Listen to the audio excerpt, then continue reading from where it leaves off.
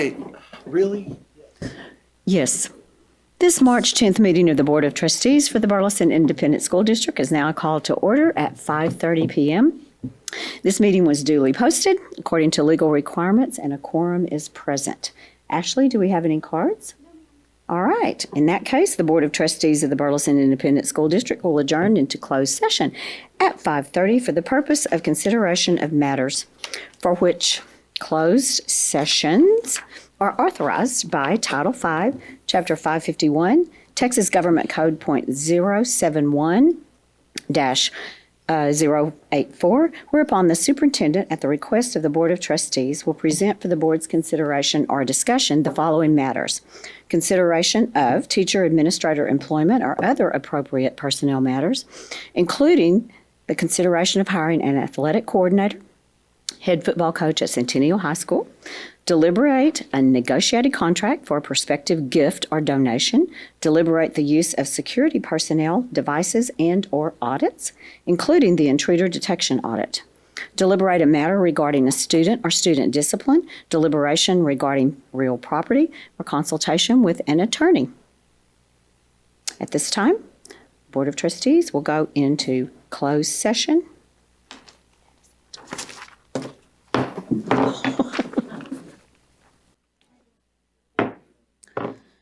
The Board of Trustees of the Burleson Independent School District will now reconvene into open session at 6:34 p.m. We have a few items to take care of from the closed session. I recommend that the Board of Trustees grant the board president the authority to approve new hires between now and the next regular meeting in April. The board will consider ratifying those hires at the next meeting. I need a motion. Dallas, I need a second. Ryan? All in favor, raise your hand. All opposed? Motion passes. Next, I recommend that the Board of Trustees approve the hiring of the athletic coordinator and head football coach at Centennial High School as presented. I need a motion. Pat, I need a second. Michael, thank you. All in favor, raise your right hand. All opposed? None opposed, motion carries. Well, that was a good sign for our new coach. Wanted to, I know a lot of folks have been waiting on this night. And tonight we just hired our new coach. Our new coach that we just hired has actually been on staff here since 2010. He's been coaching for 25 years and has been our defensive coordinator for the last 15. He has been a part of all the good runs and the success that we've had over at Centennial. That success includes securing 11 consecutive playoff appearances since 2014, 6 by-district championships, 3 area titles, and a state quarterfinal appearance. He was on the staff that contributed to CHS to set the BISD record for most wins in a season. That's right. And with a defense that allowed just 16 points per game that season. He's also been instrumental, I'd say that, actually his wife was more instrumental in creating the wrestling program than he was, but was instrumental in creating our wrestling program as well. And of course has gone on to do some tremendous things there. And I believe you're still coaching on the wrestling team assistant, if I'm not mistaken. So that's right. So with that, we have a familiar face who's been a part of the ride since the beginning. We're pleased to announce that he's going to stay and he's going to assume the helm. He is here joined tonight with his wife Tara, his daughter Elle, and his son Matt. And I don't see Ben. Ben doesn't like public appearances, but in any event, they're all here. So I'd like to introduce now the new athletic coordinator, head football coach at CHS, Mr. Blake Meyer.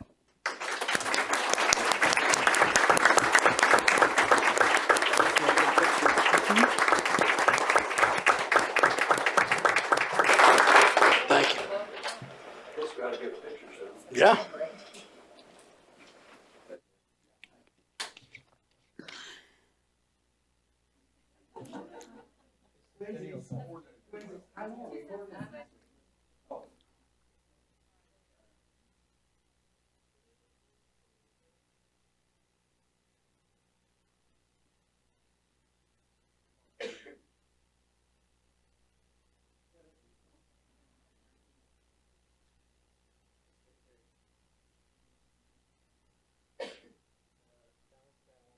not balancing. Nobody wants to stand by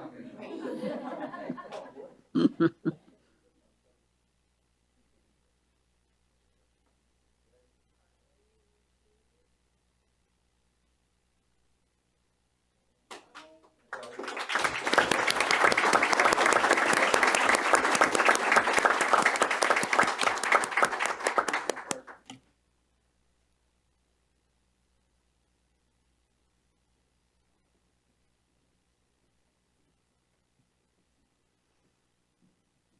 Okay, next, let's all stand for the pledge.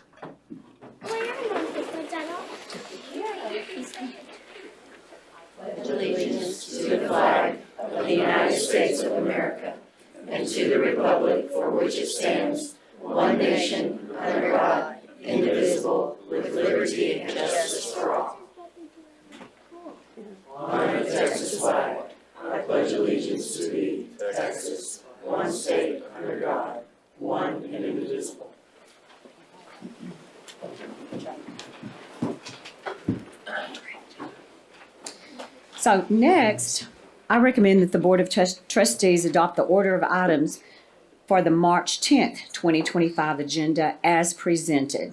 I need a motion. Michael, need a second. Dallas, thank you. All in favor? Raise your hand. Okay. Seeing none opposed, motion passes. Now it's time for our special recognition with Dr. Hill.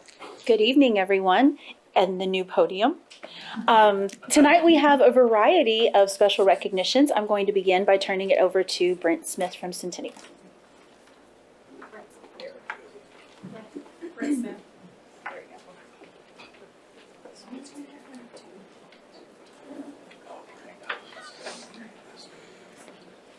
All right, good evening. Thank you for your time this evening. We are pleased to present three of our own from CHS who have earned the title of All-State Musician. At the beginning of this process, over 70,000 students began the process of auditioning through the all-region process, all-area process, and eventually to the all-state level. And we have three tonight that are named All-State Musicians. This is less than 3% of all students who entered the audition process who earned a spot in an All-State ensemble. And like I said, this year we have three of them. This is the most we have ever had at CHS, which we are extremely proud about. We're creating that culture of excellence that just keeps on giving, which is excellent. First up, we have Susan Correa Soriano. She's a sophomore flute player, so just a 10th grader. We have lots of time to continue to perfect her craft. She earned 8th chair in the entire state of Texas. We want to thank, yeah, absolutely.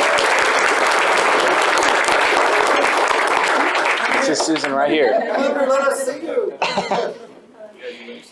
And we want to I was thank. 8th chair years ago. That's right. We want to thank her teachers for their support in providing a strong musical foundation over the years. Elementary music teacher was Sandy Tucker. Middle school, she had Catherine Klein, Andrew Klein, and Brennan Ross. And her private lesson teacher is Sherry Ostrike. Next, we have Zachary Walker. He's a sophomore as well, percussionist.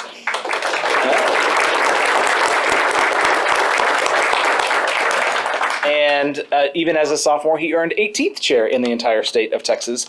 And a fun fact for all-state percussion auditions is that students have to perform 4 etudes on 3 different instruments in comparison to learning 3 etudes on 1 instrument for our other wind players. So lots and lots of playing for everybody involved here.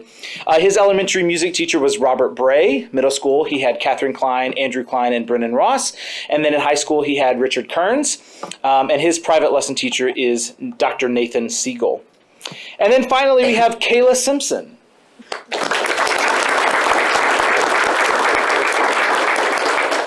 And Kayla is a senior. She earned 10th chair in the entire state of Texas. And I just asked her backstage a little bit. I said, Kayla, you're going to have to make a decision here. What college are you officially going to? And I think we're going to go with Baylor University, the one and only Sikkim Bears. As a music major, music education with a focus on trumpet performance there as well. Her elementary music teacher was Deborah Applegate. Middle school teacher was Catherine Klein, Andrew Klein, and Elise Tolbert. And then her private lesson teacher is Katie Kelly. Would you please join me and congratulate Susan Correa Soriano, Kayla Simpson, and Zach Walker.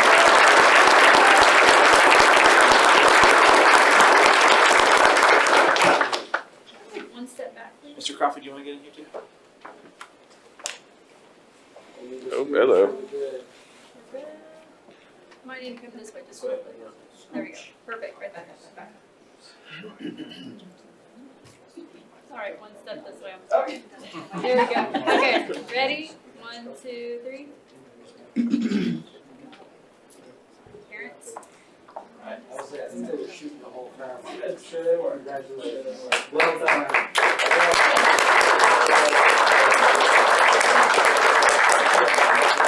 Hey, if you're a proud parent of one of these students, would you stand up and let us congratulate Or them? wave, just to understand.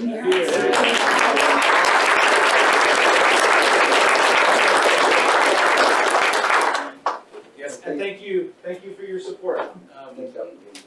Yes. Congratulations. All right. Great job. Good job.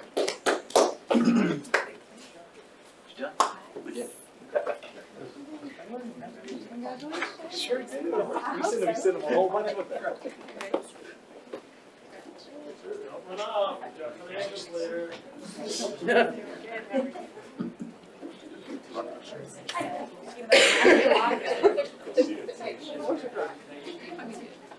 Good evening. Hi, I'm Coach Mahaffey. I'm the head swim coach at Burleson High School. Tonight I have the privilege of reintroducing you back to Gavin Markle. Gavin is a junior at Burleson High School. This is his third time participating at state for swimming. This is his second year in a row for his individual events. This year he qualified in the 100 back and the 200 IM.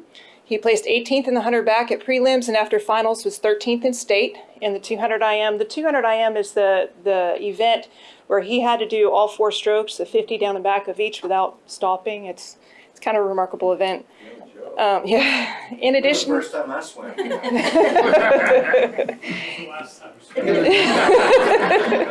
in addition to competing with his high school swim team, Gavin also competed with the BHS cheer team this year. Also competing in their. I saw him down the sidelines a lot. Yep. Yeah, he went to their state competition as well.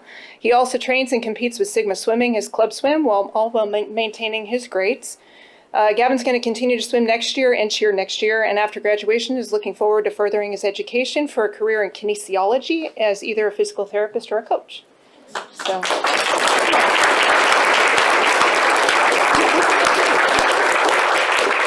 step this way, please. There we go. All right. All right, ready? Here we go. 1, 2, 3. Parents, good? I got it? All right.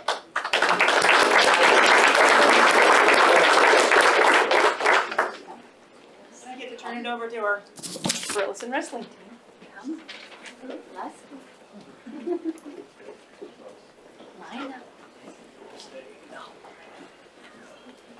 All right.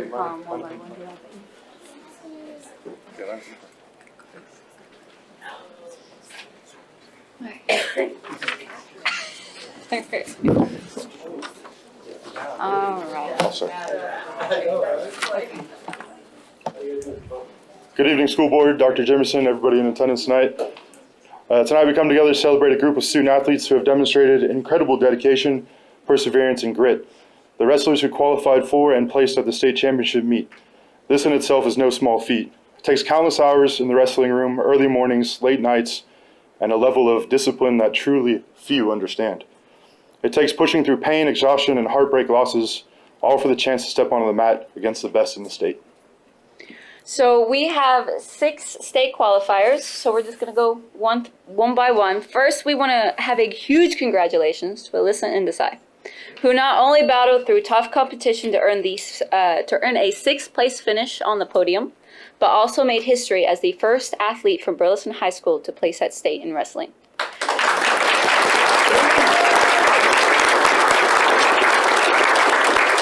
So this is an incredible milestone for both Alyssa and our program, and we could not be prouder of her hard work and determination.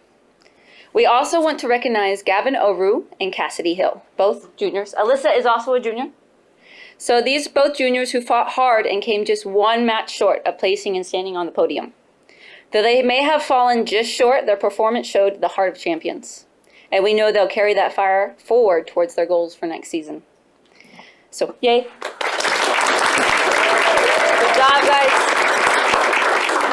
A special shout out to Ethan Martinez, who is now a senior this year and a 2-time state qualifier. Qualifying once is hard enough, but doing it twice is a testament to his skill, dedication, and relentless effort. Good job. A huge congratulations to Kaylee Deer, who made history as the first freshman from Burleson High School to qualify for state. To achieve this so early in her high school career speaks volumes of her talent, work ethic, and bright future ahead.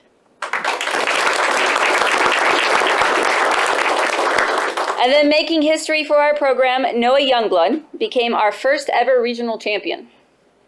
This is an incredible, yay Noah. This is an incredible achievement, and we are so proud of the way he represented our team in such a high level. Good job, Noah.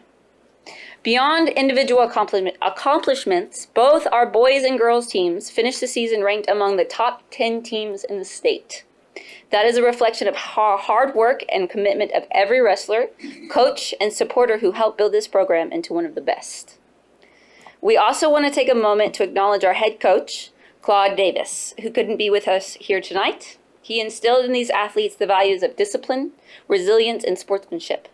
He has believed in them even when they doubted themselves. He has pushed them past their limits because he saw their potential before they even realized it. To the families, thank you for the support, the sacrifice, and the encouragement you've given along the way. Long road trips, early weigh-ins, you guys have been there throughout this entire journey. We wouldn't have been able to do this without the parents. Time, effort, donations are a testament to the culture that's being built at Burleson High and Burleson Wrestling. Finally, to our senior Ethan, 2-time state qualifier, you're the foundation. You've helped build this program from day one, and your name will always be on the record board for you to come back and point out to your kids and be proud of. So congratulations to all of our state qualifiers and placers. Your hard work has paid off, and tonight we celebrate you. And as we always do, champs on 3. 1, 2, 3. Champs.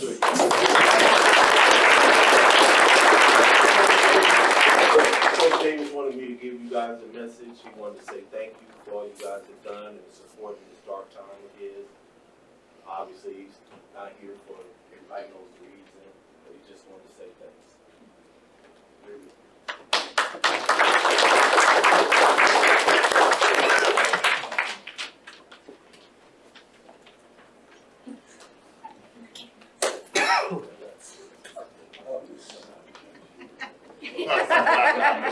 I know, right? Easy. All right, we can squeeze in a little bit. Yeah. Squeeze in, we should be good. My usual stance. Oh, okay. All right. All right, everybody. 1, 2, 3.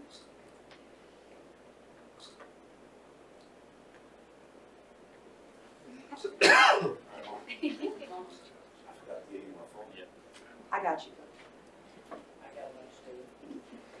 Did you get it done?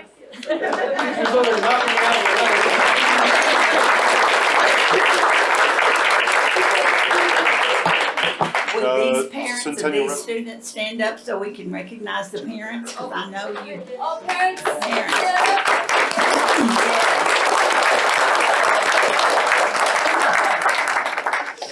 CH Wrestling is next.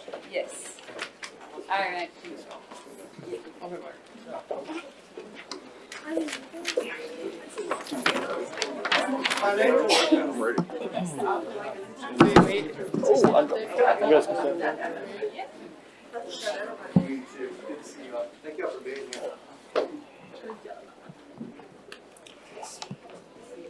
Good afternoon. My name is Coach Radke. I first want to thank you guys for having me out, and most importantly, recognizing these 3 athletes who didn't just have a successful season, who have also showed what it takes to be leaders in many different ways, not just to the other athletes in our program, to me as well as a coach. There's many times where I felt sorry, tired, didn't want to do it, and these 3, as many as other people, definitely held me accountable and pushed me through it.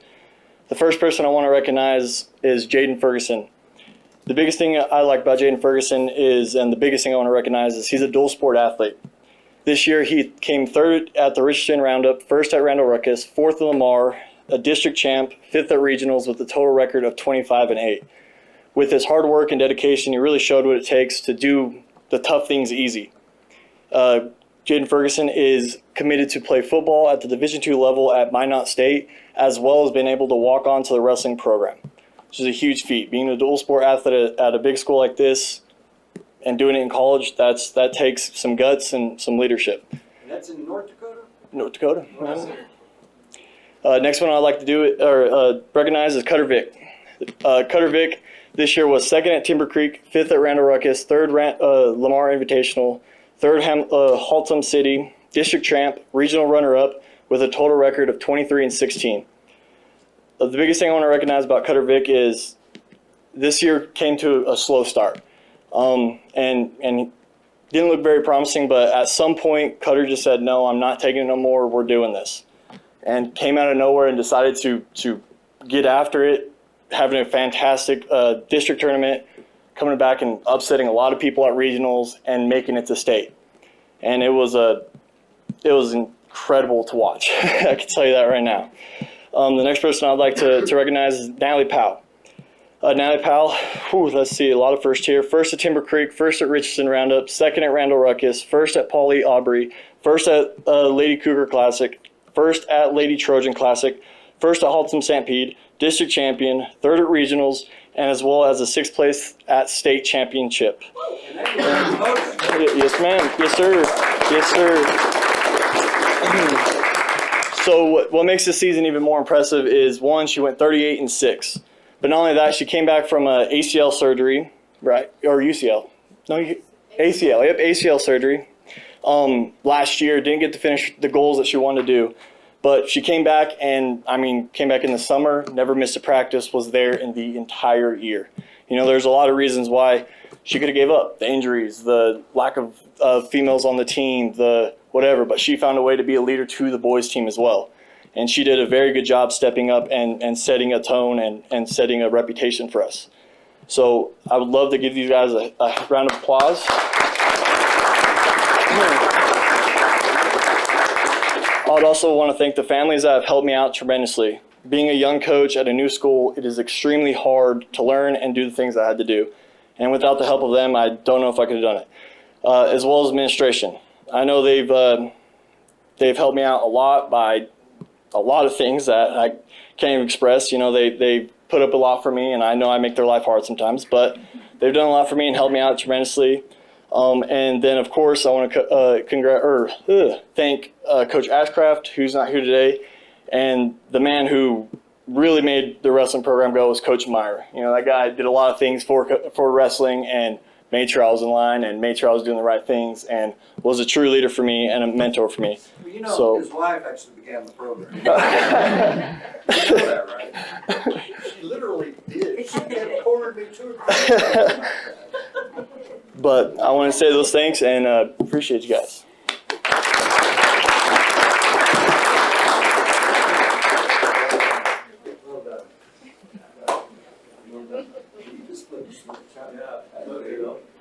Change weight classes. I like it. No loss. I like it. All right, we can take 2 steps this way. There we go. All right, ready? 1, 2, 3. 1, 2, 3.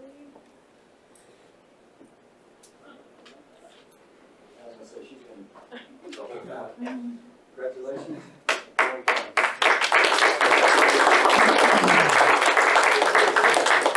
Let's see the parents. Where are the parents of these students? See the parents, I think it's Yep. for the last couple.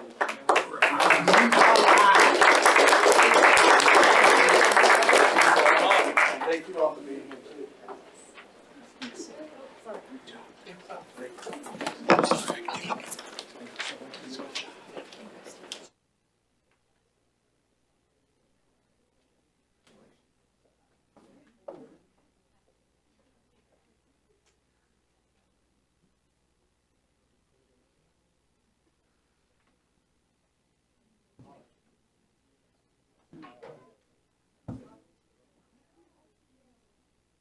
I'm not kidding. She cornered me because she was officing up here at the time. Said, Dr. J.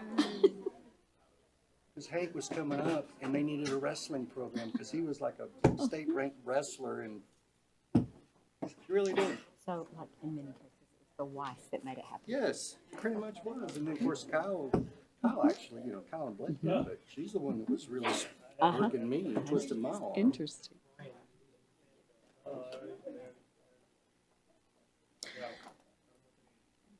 Okay, now it's time for comments from individual board members. Does anyone have anything that you would like to share this evening? I do. Okay, Ryan? I just want to thank the Burleson Senior Center for displaying a bunch of Kerr Middle School art. From what I understand, we were there earlier today. There was a piece of artwork from every kid in an art class at Kerr, and so they had it all over the walls. They brought in like the partitions and put them up on the partitions, and there was in one room and out in the other. And so it was cool to be able to go see my own daughters. But I mean, there was some. I mean, obviously, there's always some really good artwork, and so we appreciate the Burleson Senior Center letting us have some space to do that and to display our kids' art. It's always a good time to see what our kids are doing. So just wanted to say thanks. That was a good time for us.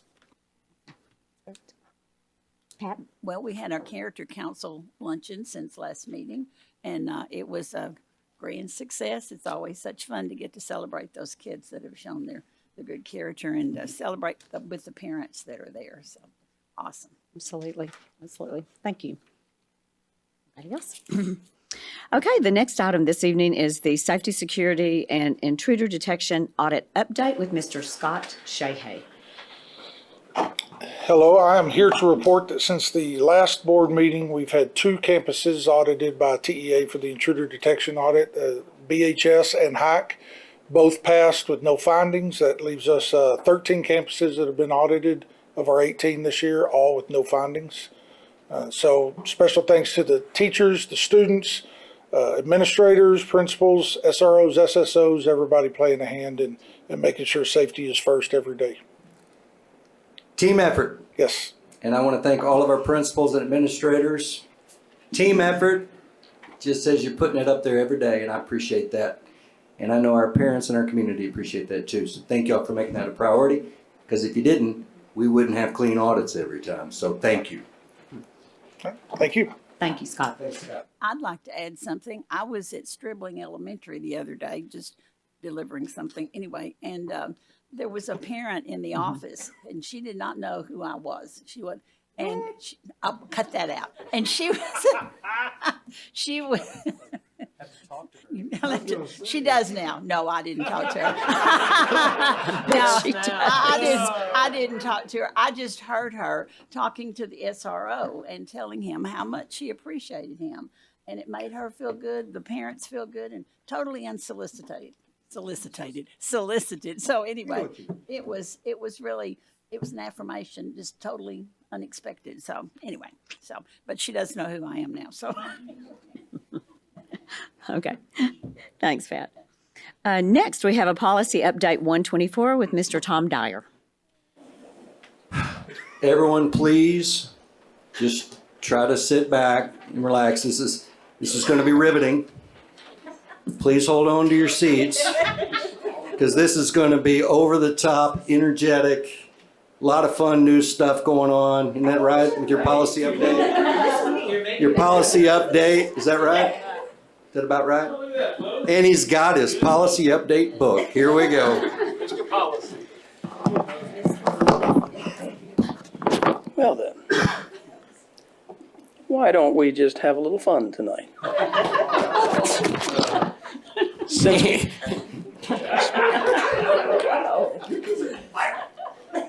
So who says policy reviews can't be fun? By the way, I don't even know who that character is, but This is wrong. This is I don't know who that is. But you know how hard it is to find GIFs that have the word policy in it? I mean, I found one. Wow. Yeah, so. Wow. That's awesome. Yeah. Proud of that one. Update 124. The first one, CAA, TASB has decided that they just need to keep removing designee following superintendent. So they struck a bunch of designees. So I don't get to have a designee anymore? Well, you can, they just don't want it rewritten everywhere in every single policy uniquely. There's one policy that gives you the authority to delegate, and so it doesn't have to be in every other policy. There's some minor rewrites to the reporting requirements when it comes to the use of federal grants, so a little bit more guidance there. Next, we have CDA. This is a little bit behind the practice. The distributors of investment pools must be registered with state authorities. Ours already are. CY, clarifying copyrighted materials use by our teachers, because, it can get somewhat confusing, and our teachers are not lawyers. But I know a lot about the law and various other lawyerings. How hard it is to find GIFs with the word lawyering in it? We got to get a GIF generator for you. And I couldn't think of a better way to illustrate the proper way to approach copyrighted materials use than to use a commercially available GIF. So, DH. TASB recommends adding that nicotine products are prohibited by employees on property and not just tobacco-based products. EHB, the specifically referencing the use of the dyslexia handbook as guidance, which we already do, but the policy has not said that before. EHBB is probably one of the most major, boasts one of the most major changes in all of these policy revisions. Profound terminology changes. And I have an example of one for you.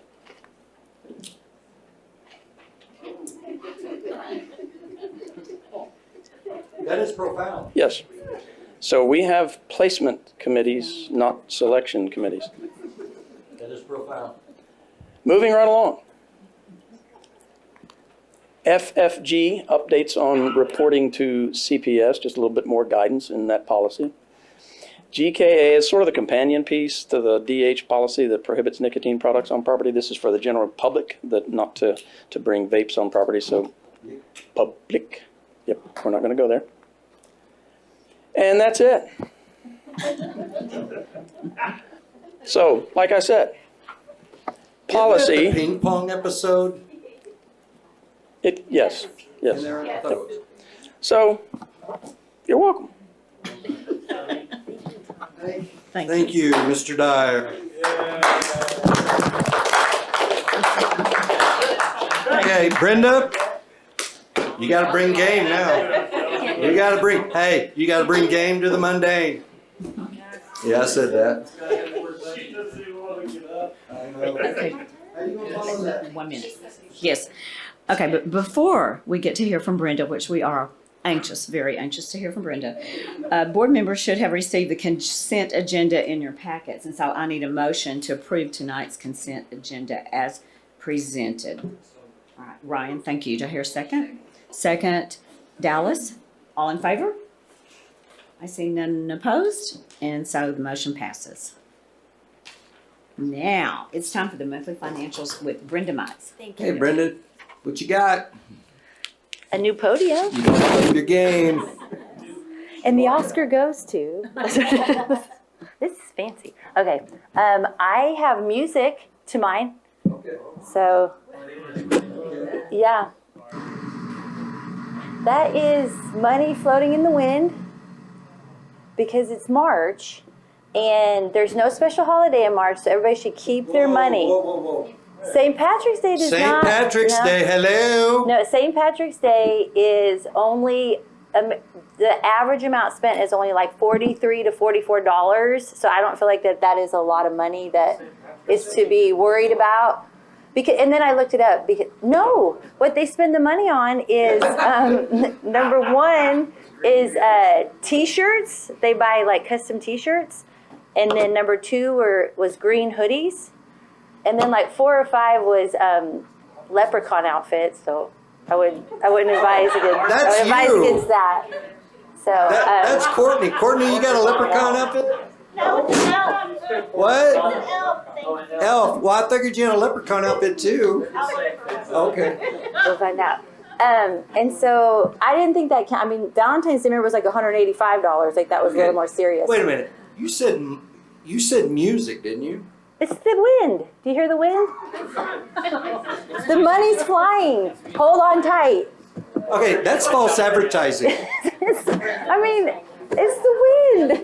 It's March. Yes, you get it? Well, what I was going to talk about too is it's March Madness, and $2.7 billion US dollars is spent on gambling, which I don't. No, I don't condone that either. I would think that's a bad idea to spend your money, so hold tight to that.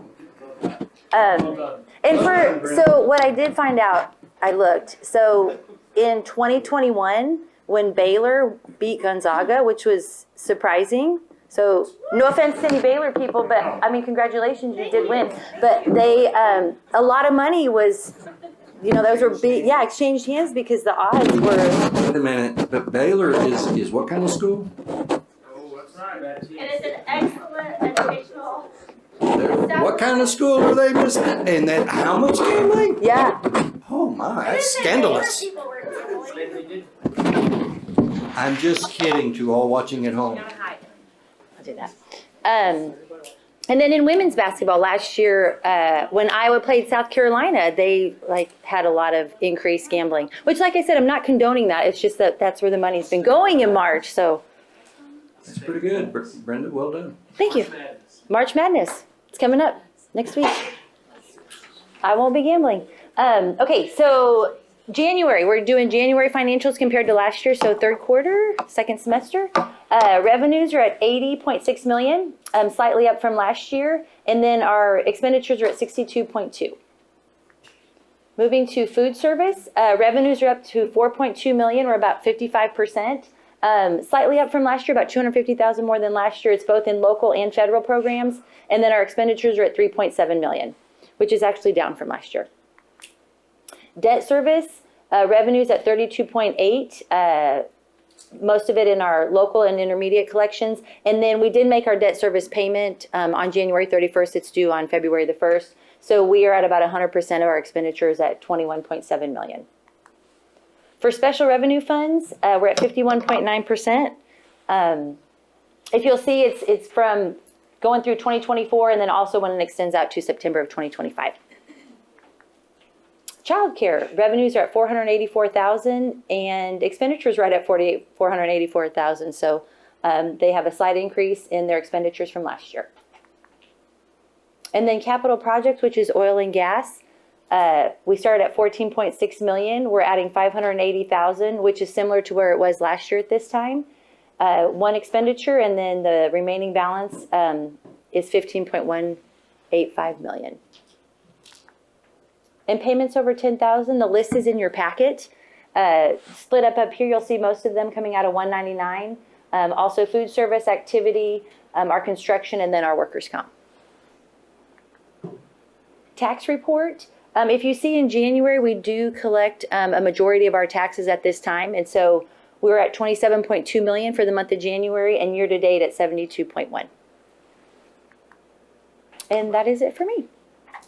Short and sweet. That's it. Okay. Thank you, Unless Brenda. you have any questions. Thank you. Awesome. No action. Okay, so that brings us to consider an application for staff development waiver by Dr. April Shirelli.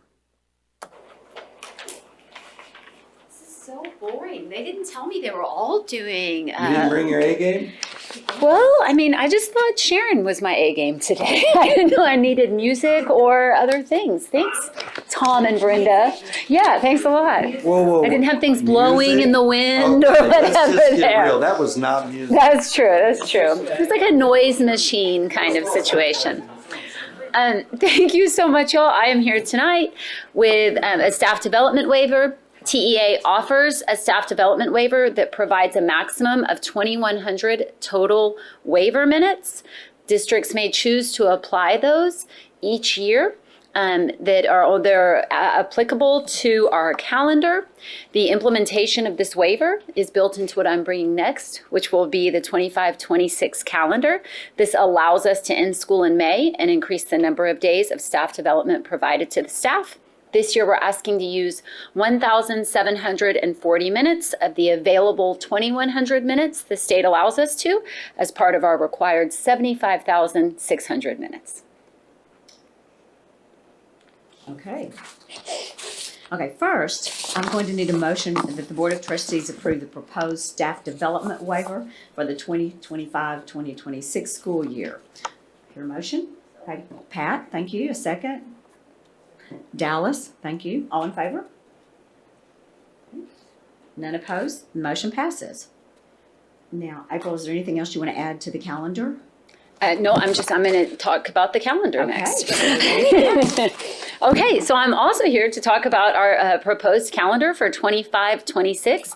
Thank you for the staff development waiver that we will include on there. On March 3rd, our District Educational Improvement Committee met, and I'm here tonight to present to you our calendar recommendation that is in your board book. It's essentially last year's calendar, just moved forward to this year. No new changes. It continues to ensure we have 75,600 minutes for students, teachers 187 days, students 174. We incorporate 5 campus days before the school starts, as well as 2 work days prior to the first day of instruction.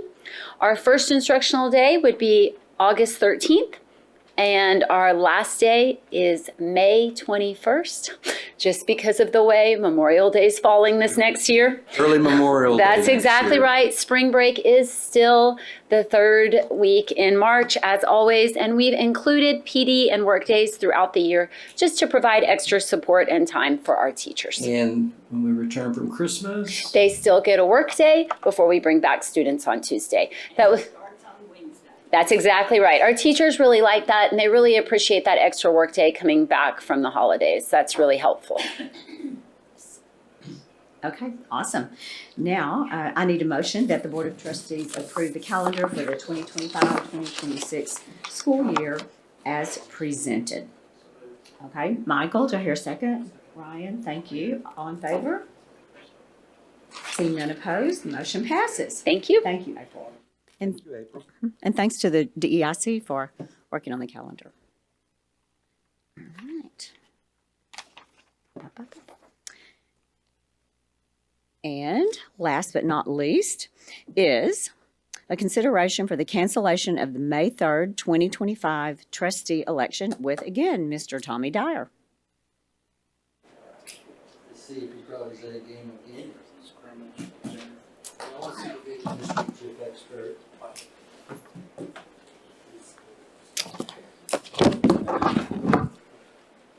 Tommy brought music.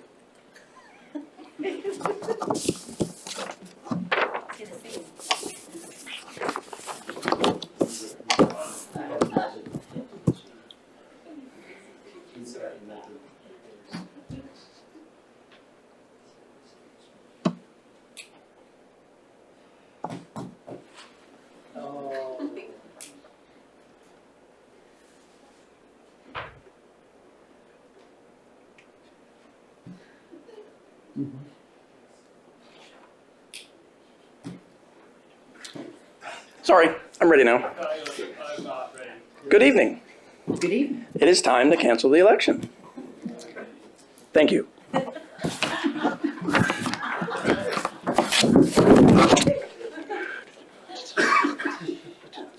Would somebody give him some courtesy laughs, please? I mean, he was working it really hard. I mean, something.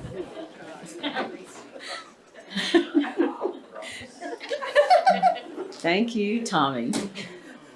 Okay. With that, I need a motion that the Board of Trustees approve the certification of unopposed candidates and that the order of cancellation for the called election of May 3rd, 2025. Ryan, do I hear a second? Pat, second. All in favor? Raise your right hand. I see none opposed. The motion passes.